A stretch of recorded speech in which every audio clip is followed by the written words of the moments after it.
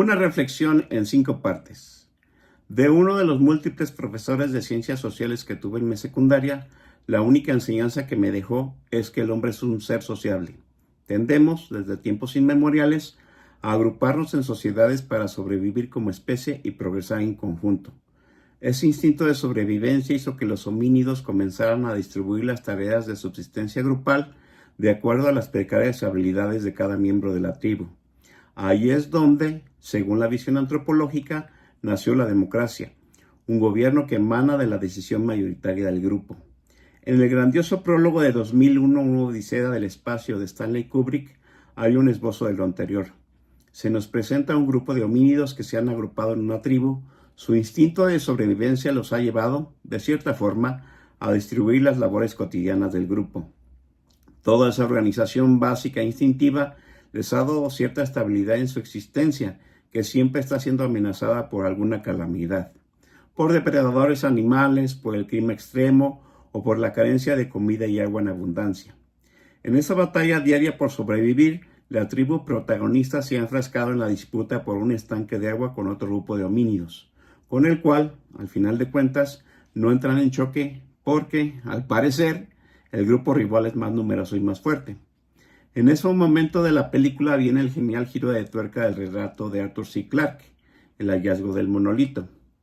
El monolito es un paralelepípedo rectangular de superficie lisa y, al parecer, metálica, que sobresale del terreno donde parece estar enterrada su base.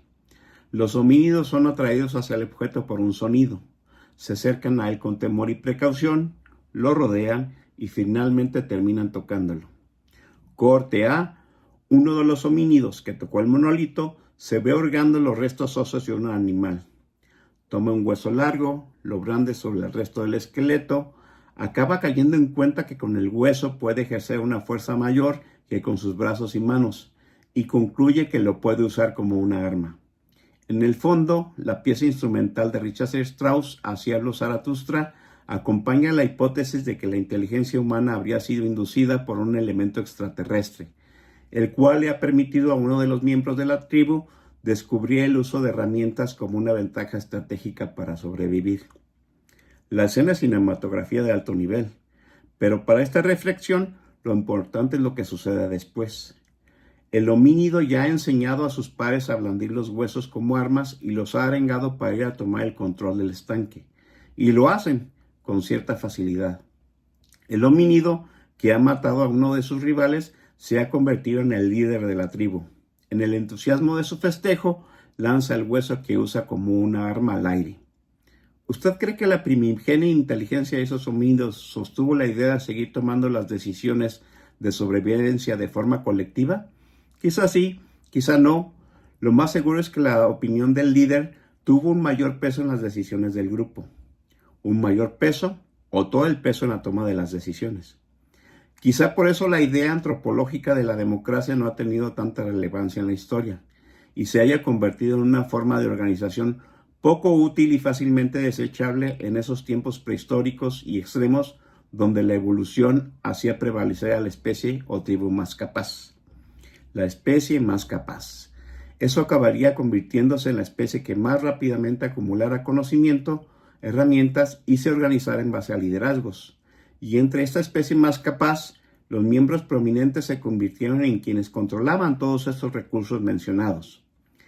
Para cuando emerge la primera gran civilización humana, la sumeria, la idea de la democracia había sido desechada en la práctica de grandes organizaciones sociales. ¿Democracia? Vaya idea absurda darle poder de decisión a una mayoría de habitantes ignorantes, obtusos y débiles. La evolución del homínido líder de la tribu, que controlaba las herramientas y el conocimiento, se había transformado ya en la persona de un rey que gobernaba gracias al control que ejercía sobre el grueso de la población a través del ejército, los sabios y la religión.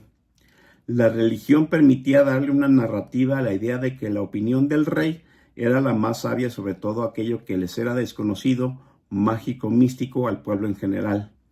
Los sabios cubrían el flanco de la razón y el sentido común de lo que era útil y práctico en las decisiones del rey, y el ejército cerraba la pinza infundiendo control mediante el miedo y la disciplina.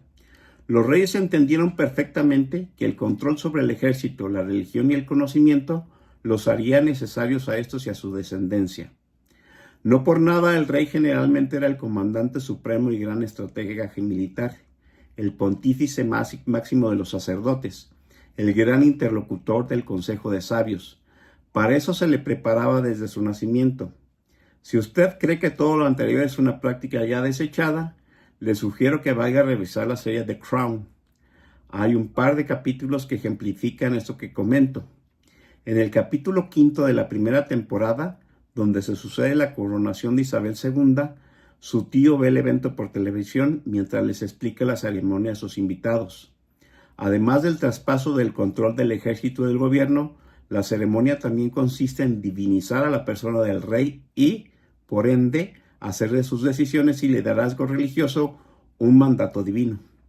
En el episodio 7 de esa misma primera temporada, la reina Isabel se asume en desventaja intelectual con sus pares de gobierno.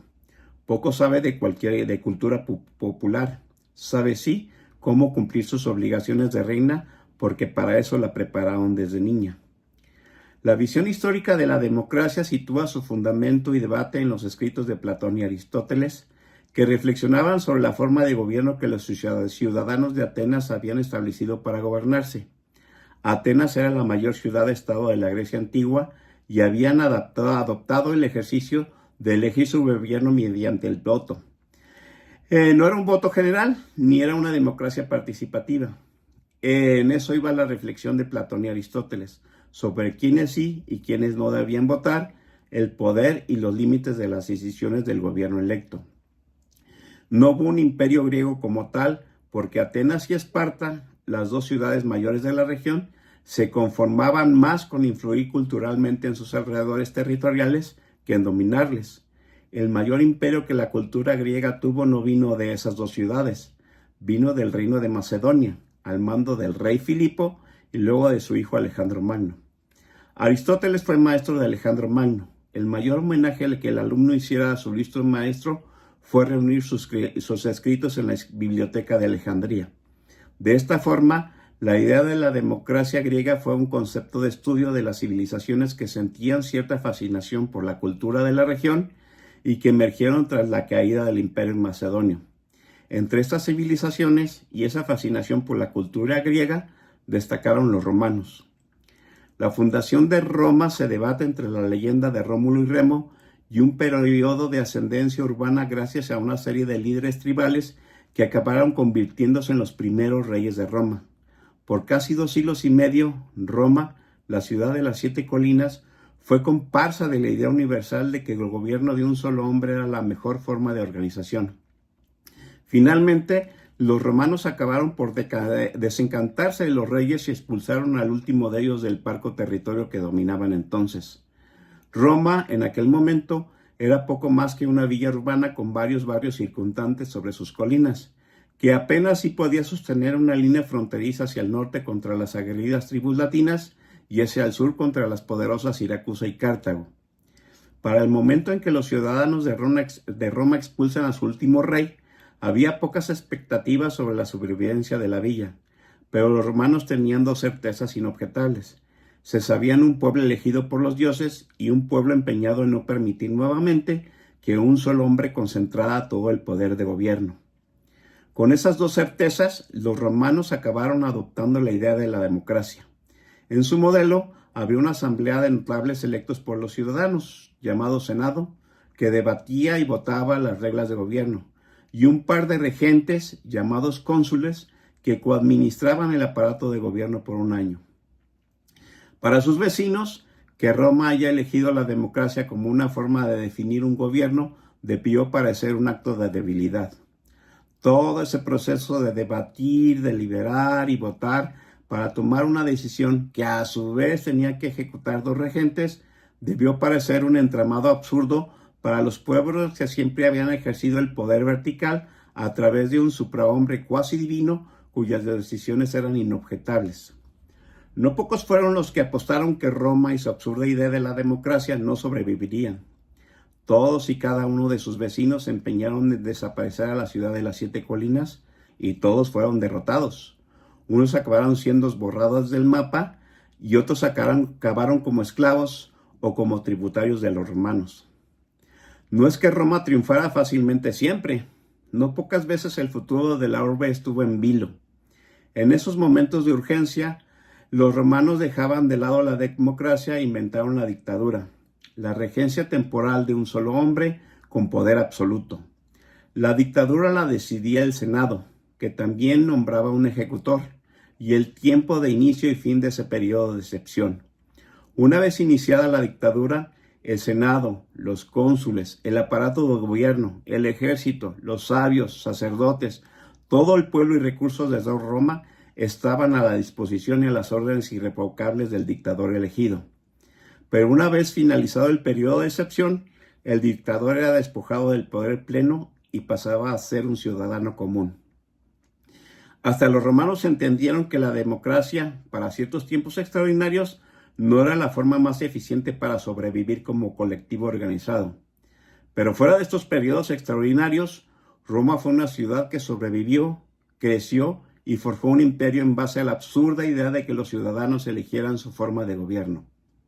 Más que las disertaciones teóricas de Platón o Aristóteles sobre la democracia griega, es la historia de Roma el manual práctico de lecciones primarias sobre democracia, virtudes y defectos del mundo actual. Casi todos los casos de uso y abuso de las democracias de hoy día tienen un referente en la historia de la legendaria ciudad de las 7 colinas. De un caso en particular hablaremos en la siguiente entrega. Para esta reflexión, una canción que habla sobre darle el poder a la gente. Esa absurda idea de darle poder a la gente, interpretada por la gran Patti Smith.